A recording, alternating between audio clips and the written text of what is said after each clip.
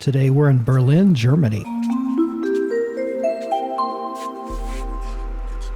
Welcome to the area around Checkpoint Charlie. This is the BlackBox exhibit. It's episode 53 of the blog from Germany, recorded September 2018, a couple of years before the pandemic, which is why you don't see anyone wearing masks, etc., etc. So admittedly, this particular video footage doesn't translate well, just because what we're doing here in this exhibit is my wife and I are essentially just we're wandering around a little bit, and you get a chance to see, what it is and what it's like.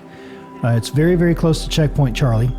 But when you're here at the exhibit, you're essentially just sort of standing there reading and learning about the history. And from a video perspective, that doesn't translate too well, but kind of is what it is. This will give you an idea of what this area looks like just in general.